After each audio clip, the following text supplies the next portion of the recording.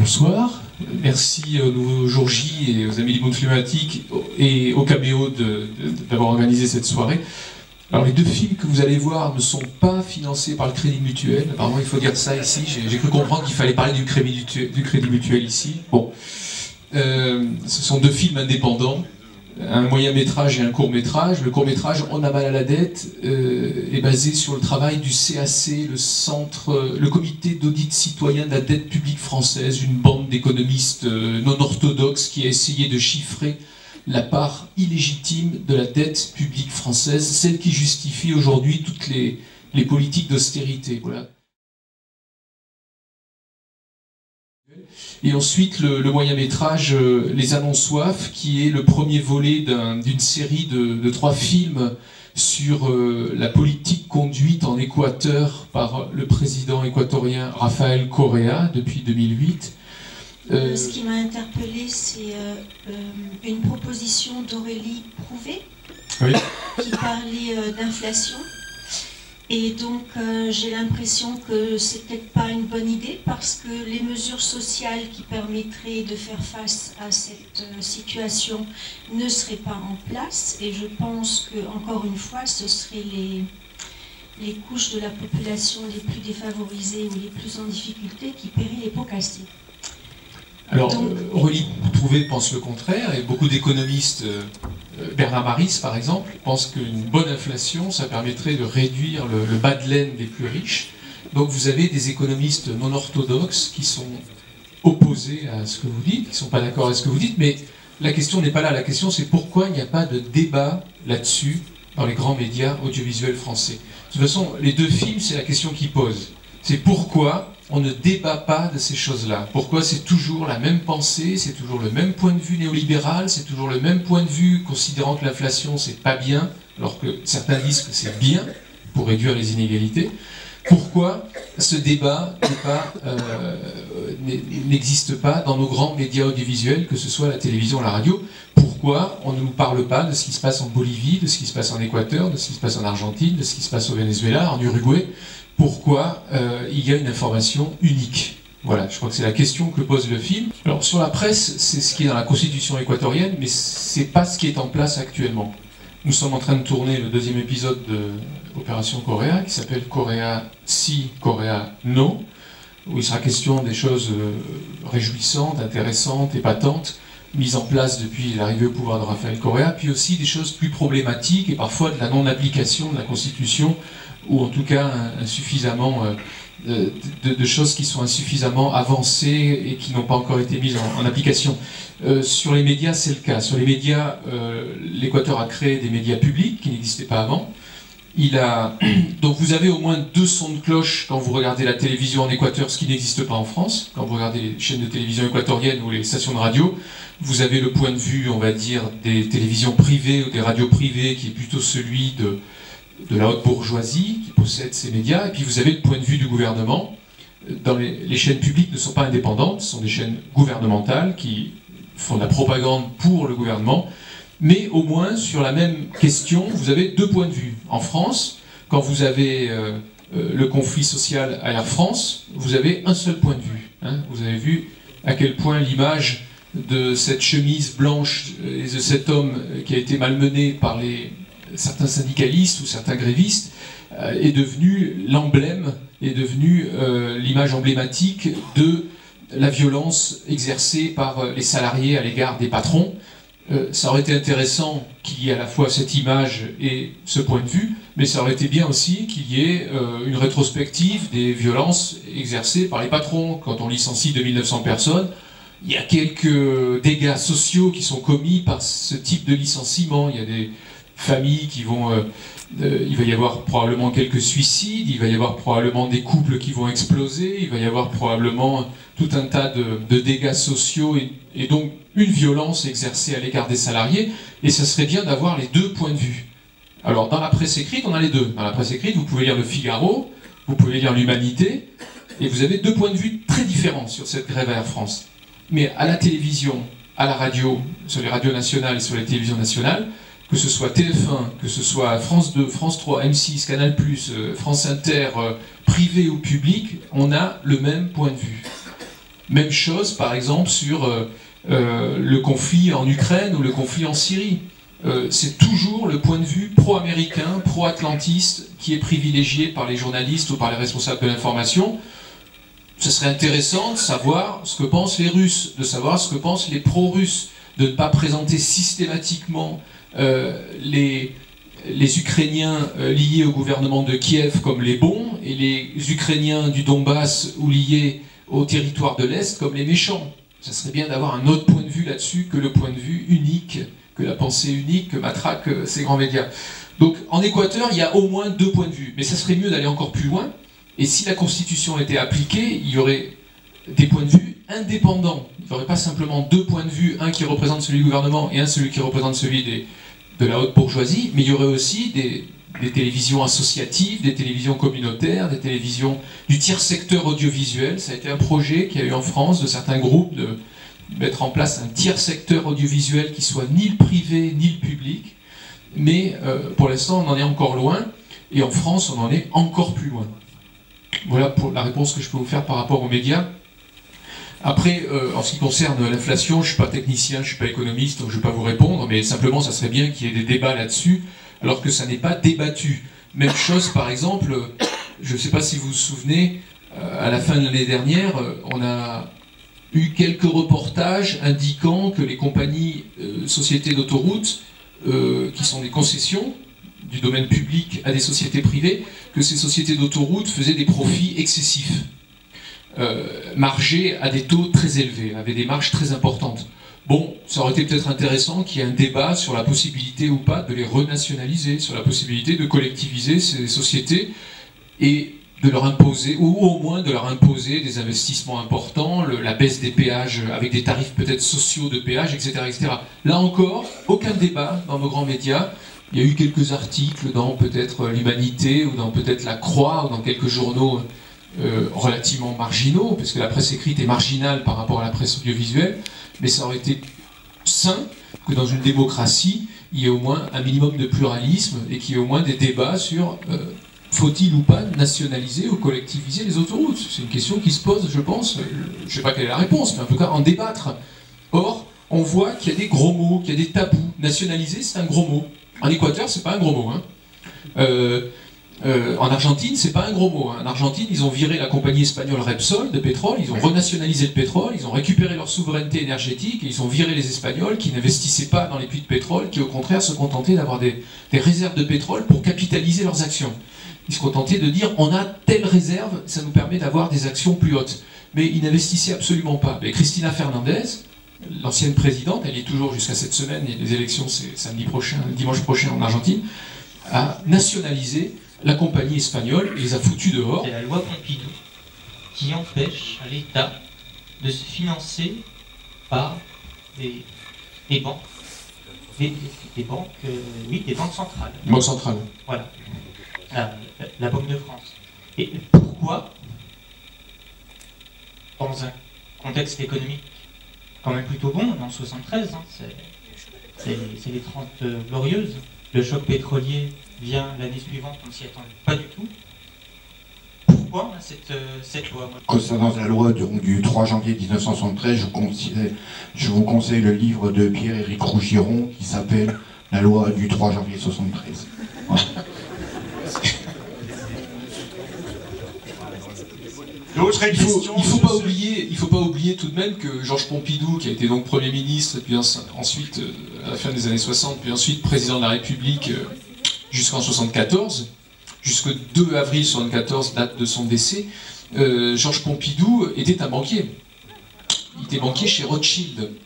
Donc, le fait que l'appareil d'État soit infiltré, ou je ne sais pas si c'est le terme, mais en tout cas que des banquiers se retrouvent à des hauts postes dans l'administration, voire président de la République, c'était déjà le cas dans ces années-là. Et peut-être qu'il défendait les intérêts des banques plus que les intérêts de l'État. Aujourd'hui, le ministre de l'économie et des finances est un banquier.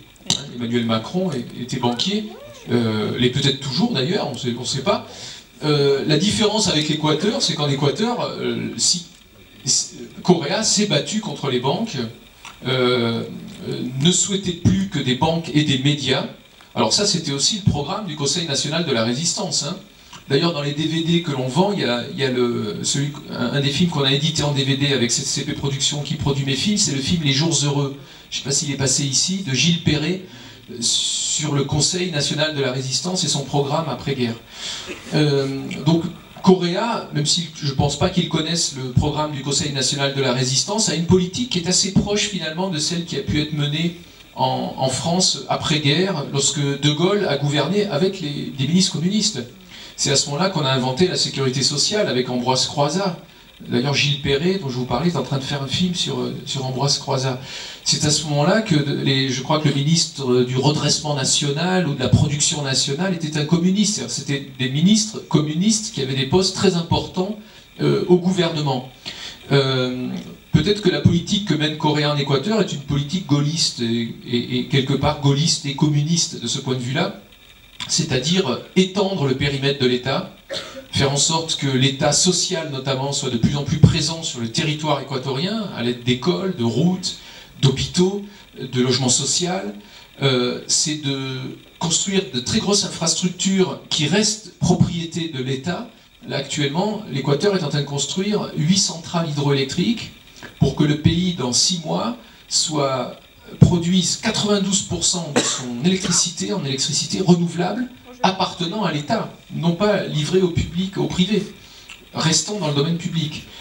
Voilà des politiques qui ressemblent sûrement beaucoup à celles qui ont été menées après-guerre ici. Et le parallèle, je pense, n'est pas injuste.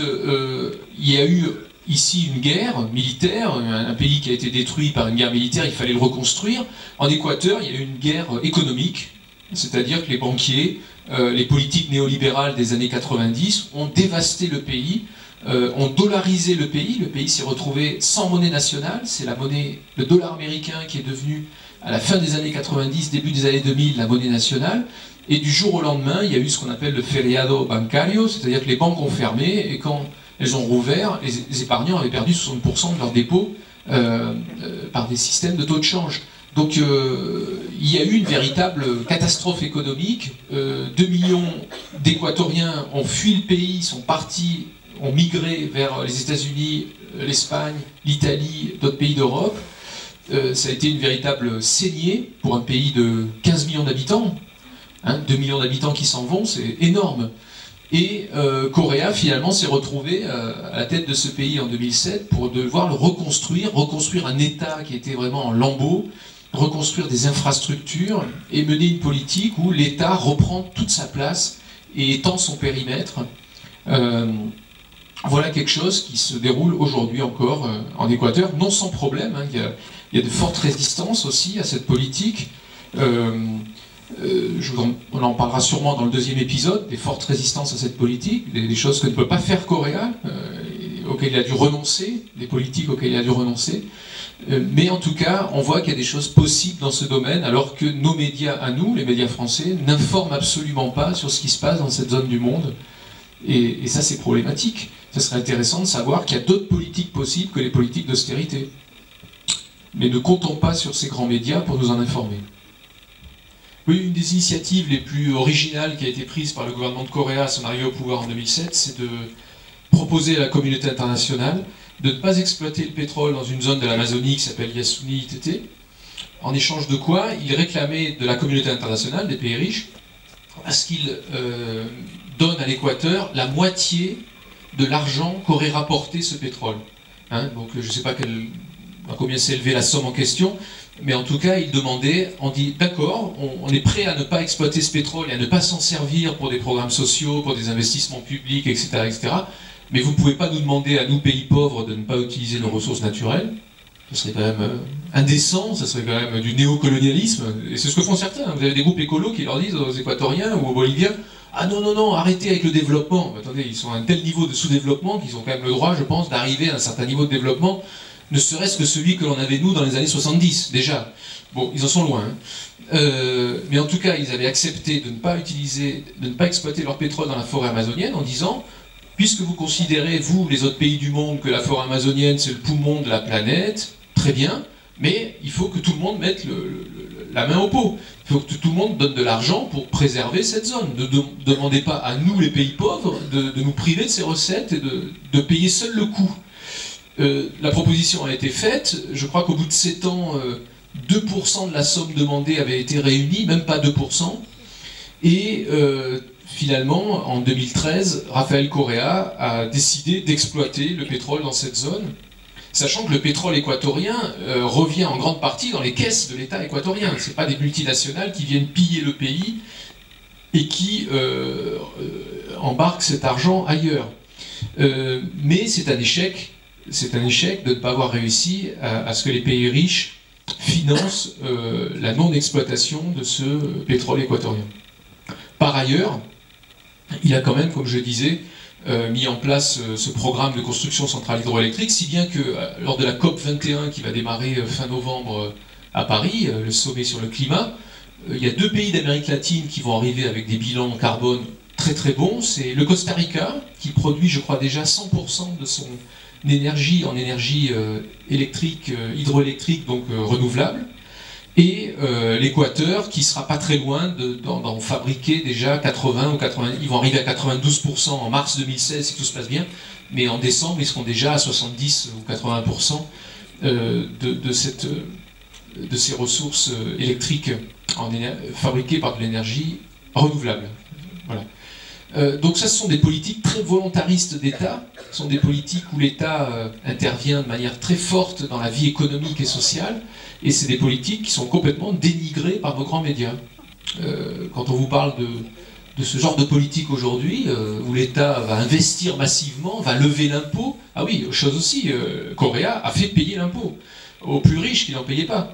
Ça aussi, ça a été un grand changement. Et il a surtout, avec ses politiques, réussi à baisser ce qu'on appelle l'indice Gini, G-I-N-I. Alors l'indice Gini, c'est ce qui mesure l'écart entre les 10% de plus riches et les 10% de plus pauvres dans une société. En France, entre 2003 et 2013, cet indice a augmenté. Il avait baissé jusque-là, et à partir de 2003, l'indice Gini, l'écart entre les 10% de plus riches et les 10% de plus pauvres, a réaugmenté en France. En Équateur, depuis l'arrivée au pouvoir de Correa, il n'a cessé de descendre, de baisser. Donc l'écart se réduit. Alors l'écart est beaucoup plus important parce qu'il partait de beaucoup plus loin, hein, bien sûr. Mais la tendance, la dynamique, c'est d'aller vers une réduction des inégalités, alors qu'en France, on ne va pas du tout dans ce sens-là aujourd'hui. Merci. Alors, bon, on ne peut pas tout à fait comparer le Costa Rica et l'Équateur parce que ce n'est pas la même échelle. Hein. Le Costa Rica, c'est 3 millions d'habitants. Hein. C'est un tout petit pays, c'est comme l'Uruguay, 3 millions d'habitants. L'Équateur, c'est 16 millions d'habitants aujourd'hui, donc c'est une autre échelle quand même. Et puis géographiquement, c'est très petit le Costa Rica. L'Équateur, c'est beaucoup plus grand, c'est 2 fois plus petit que la France, l'Équateur, mais ça reste un pays relativement important. Le Costa Rica, c'est beaucoup plus petit. L'éducation en Équateur, alors déjà, la constitution équatorienne, la constitution de 2008, qui a été adoptée donc, à l'arrivée au pouvoir de Rafael Correa, interdit de plafonner le budget de l'éducation. C'est inscrit dans la Constitution. Interdiction du plafonnement du budget de l'éducation. Ça, c'est déjà... Ça donne un cap. Ça donne un cap. Ensuite, il y a eu des budgets vraiment, j'ai pas les chiffres en tête, hein, mais des budgets vraiment énormes en construction d'écoles, dans des zones où il n'y avait pas d'école. Alors, il y a encore des zones rurales où il n'y a pas d'école, où les gamins doivent faire 2 heures à pied pour aller trouver une école. Donc, il y a encore des zones rurales qui ne sont pas desservies par les services publics, ça c'est indéniable, mais le choix fait par l'Équateur, c'est une éducation de qualité gratuite, ce qui va à l'encontre de toutes comment dire, en Amérique latine, le modèle, c'est le modèle nord-américain, c'est le modèle chilien. C'est le modèle chilien où il y a des énormes problèmes parce que les parents doivent s'endetter pour que les enfants aillent à l'université, ou alors les enfants doivent prendre des prêts qu'ils vont rembourser pendant 15 ou 20 ans pour faire des études, parce que tout est privé, tout est très cher. C'est un tout petit peu en train de changer depuis que Michelle Bachelet est arrivée au pouvoir au Chili, mais c'est tout récent. Elle a été confrontée avant cela à des énormes mouvements sociaux d'étudiants pour protester contre cette privatisation de l'éducation et cette éducation extrêmement réservée à des privilégiés ou à des gens qui allaient être endettés pour toute leur vie, ou des parents qui allaient être endettés pour toute leur vie. Mais l'Équateur, comme l'Argentine, comme la Bolivie, comme le Venezuela, ont choisi une autre voie, c'est de développer l'éducation gratuite. Et une éducation massive qui va jusqu'à actuellement, vous avez dans le monde 10 000 équatoriens qui ont des bourses pour faire des études dans le monde entier. Vous avez même des Français, on en a rencontré en Équateur, qui viennent travailler, notamment un ingénieur agronome qu'on a croisé à Quito. Il était venu travailler en Équateur parce qu'il travaillait à Montpellier en temps normal, il était à Agropolis, un institut de recherche agronomique, mais il avait trouvé en Équateur des moyens, des ressources supérieures à celles qu'il avait en France pour travailler. Son salaire était à peu près le même, mais le budget alloué à sa recherche était 10 fois supérieur à celui qu'il avait à Montpellier. Le pétrole sert à la construction d'infrastructures, il sert à l'investissement. Donc le fonctionnement, c'est les impôts, et en revanche, ce qui est dépendant du prix du pétrole, et le prix du pétrole a chuté ces dernières années, donc ça pose un problème à l'Équateur, qui dépend pour moitié de ses importations de pétrole dans son économie, c'est les infrastructures, c'est construire des centrales hydroélectriques, c'est construire des raffineries. L'Équateur voudrait à terme ne plus exporter du pétrole brut, mais exporter du pétrole raffiné et que la plus-value reste en Équateur. Actuellement, les voitures qui roulent en Équateur, elles ont du pétrole qui est acheté à l'extérieur, alors que le pays est producteur de pétrole, parce qu'ils n'ont pas les capacités pour raffiner. Voilà. Donc, l'éducation reste une priorité. C'est un pays où le taux d'analphabétisme est très faible aujourd'hui, et les salaires aussi des maîtres, des maîtresses, des enseignants a été réévalué de manière très importante, ce qui n'est pas sans poser de problème avec les syndicats, parce que Correa, au lieu que ce soit une contestation syndicale, une revendication syndicale qui réclame des salaires plus hauts, avant même cela, il a augmenté le salaire de tous les enseignants. Donc les syndicats ne sont pas contents. Et ils sont dans la rue contre lui. Le principal syndicat enseignant, qui est le MPD, ou MDP, je ne sais plus, MPD, est tout le temps en train de manifester par Correa, parce qu'il est passé au-dessus d'eux. Il a donné des moyens très importants à l'éducation, mais sans passer par le syndicat qui était en position hégémonique au sein de l'éducation nationale. Avant son arrivée au pouvoir.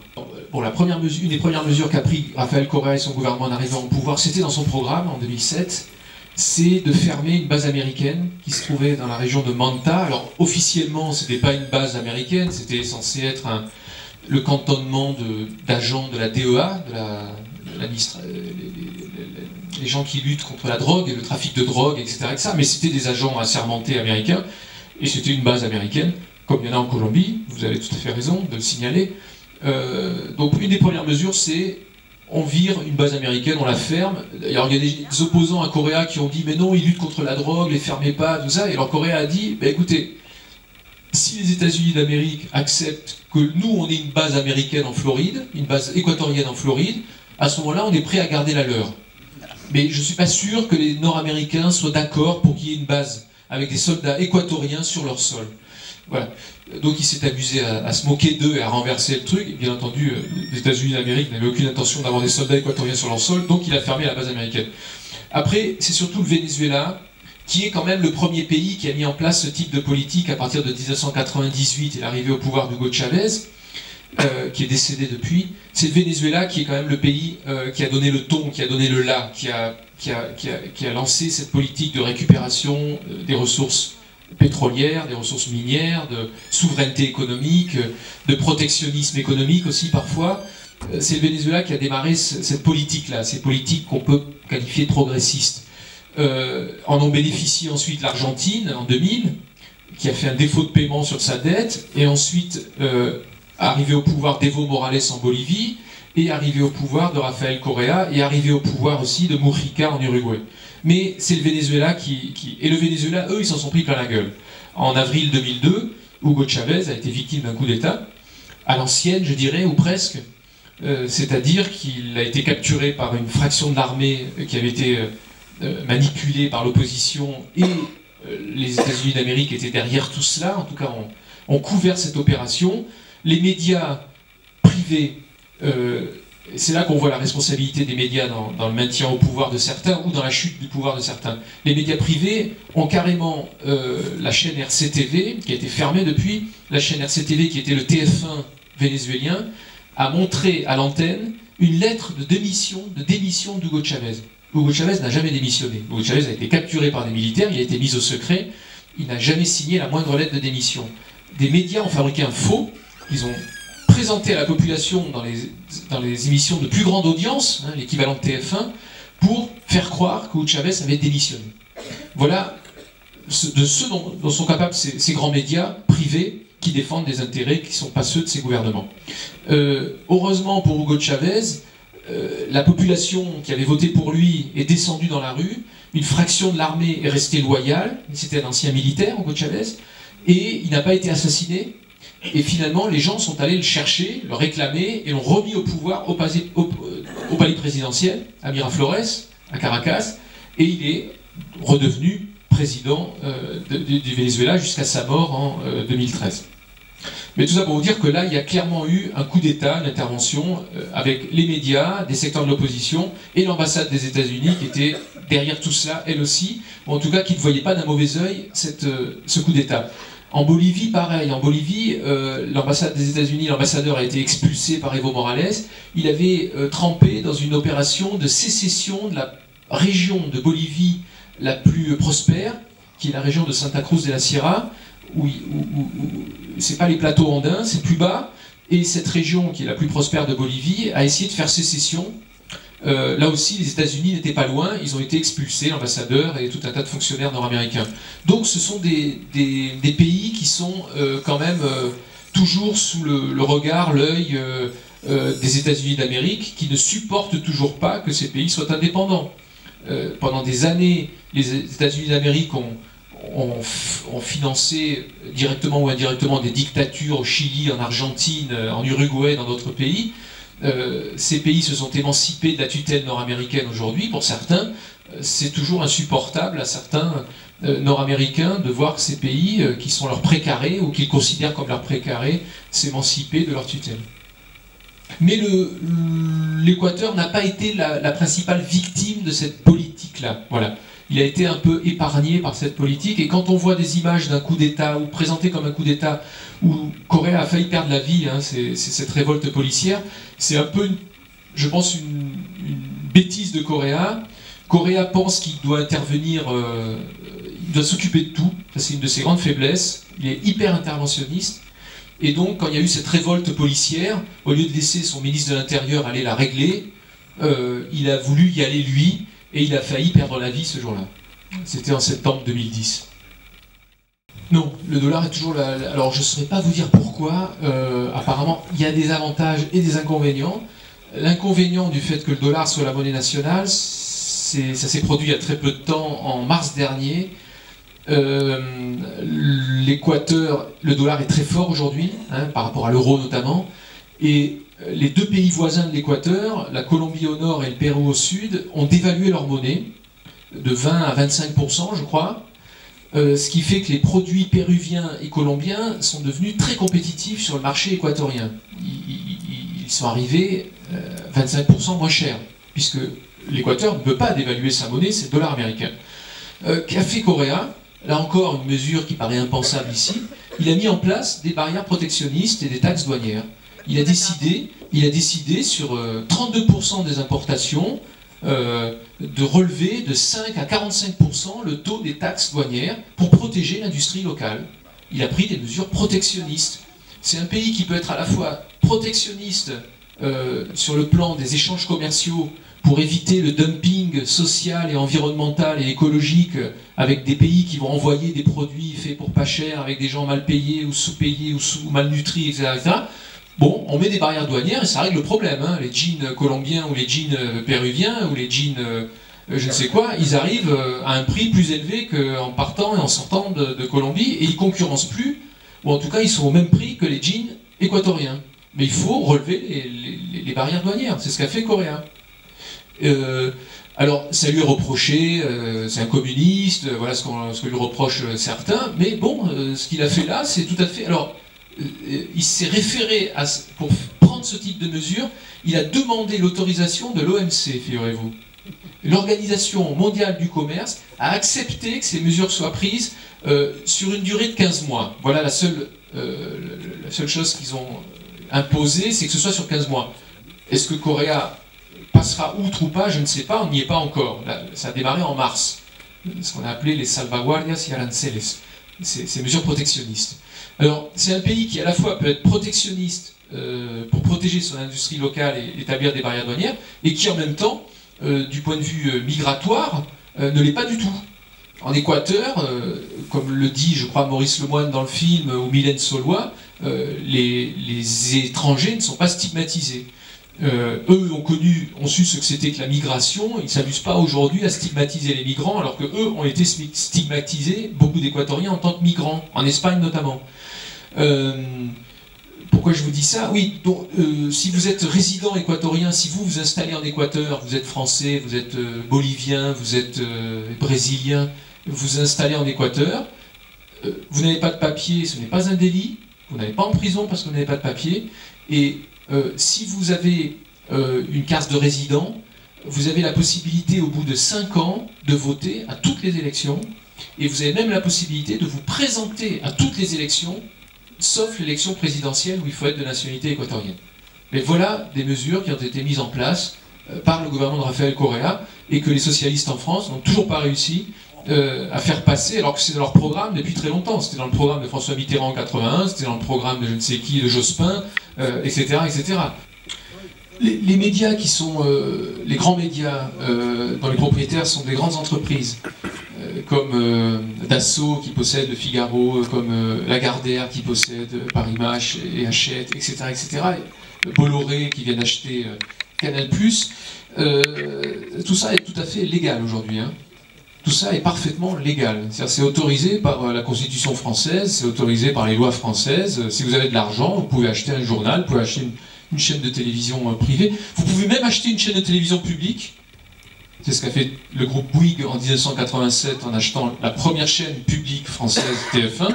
Hein, on est le seul pays au monde qui a vendu au privé sa plus grosse chaîne de télévision. C'est arrivé dans aucun autre pays. En général, ce qu'on faisait, c'est qu'on créait des chaînes privées à côté des chaînes publiques. Nous avons été les seuls à vendre notre première chaîne publique, TF1. En 1987, elle a été concédée au groupe Bouygues. Et la concession a été renouvelée automatiquement à plusieurs reprises. J'ai fait un film là-dessus, je connais un petit peu le sujet. Le film s'appelle Fin de concession. Malheureusement, la concession est toujours en cours. On a fait un film qui s'appelle Hollande, DSK, etc. sur les élections de 2012. On l'avait passé d'ailleurs au Caméo à Nancy en 2013.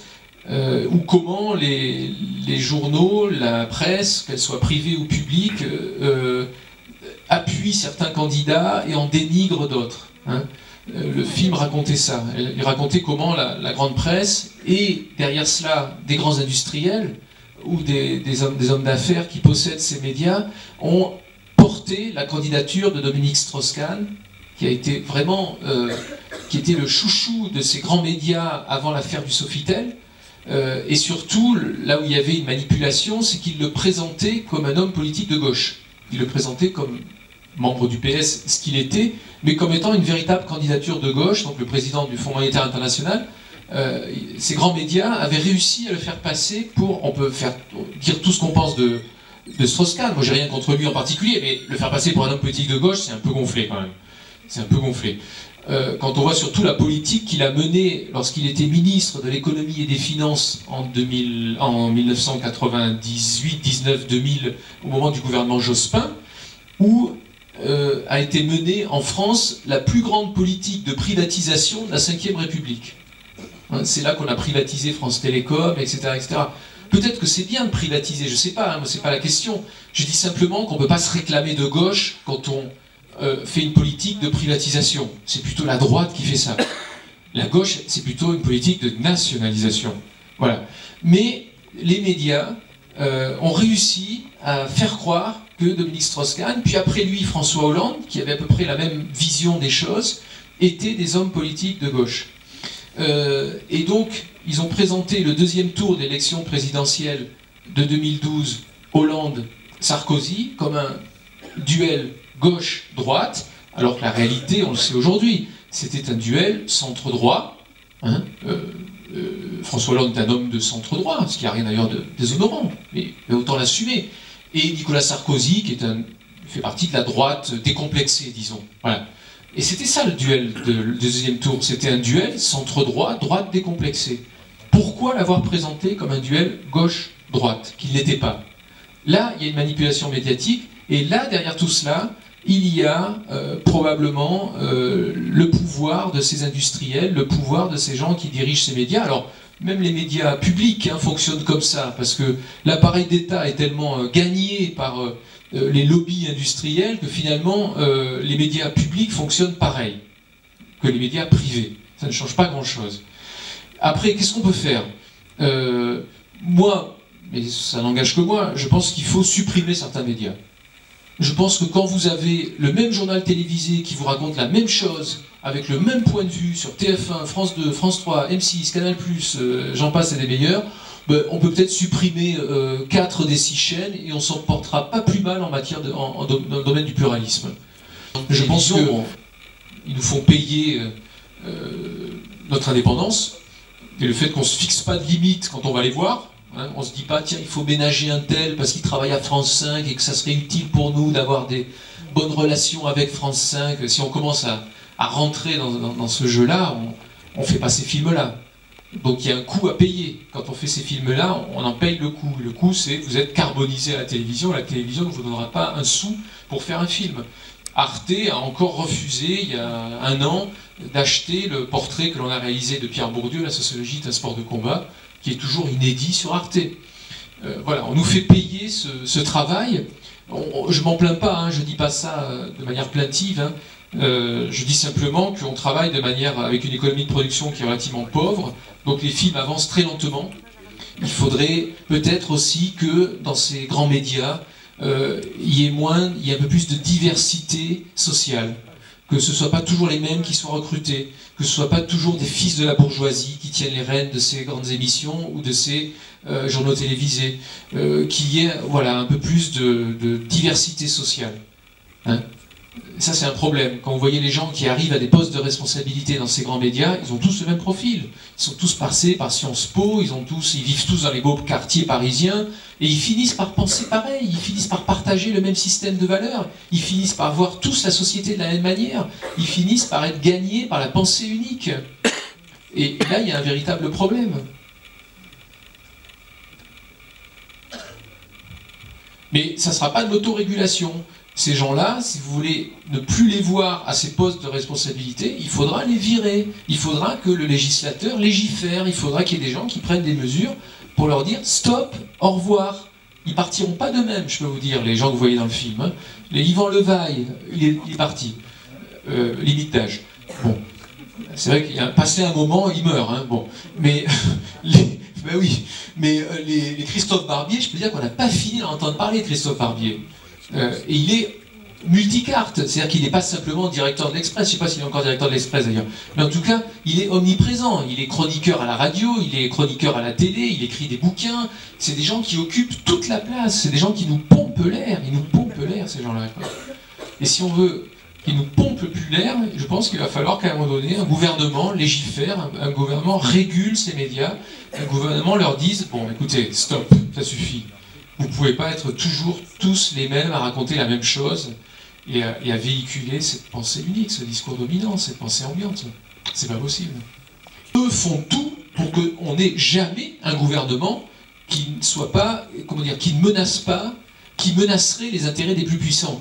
C'est-à-dire que leur boulot à eux, c'est quand même de faire en sorte qu'il n'y ait jamais un gouvernement de gauche. Voilà, ça c'est leur boulot. Leur boulot, c'est certes, on va vous dire que le capitalisme, il déconne un peu, qu'il crée de la pauvreté, qu'il crée des violences, qu'il n'est pas terrible, mais n'imaginez pas d'autres systèmes possibles. C'est ça, leur boulot, en fait, c'est pas tant de nous dire ce qu'il faut penser, c'est d'éviter que l'on pense ailleurs. C'est d'éviter que l'on sache qu'il existe des possibilités d'utopie. Ce sont des tueurs d'utopie.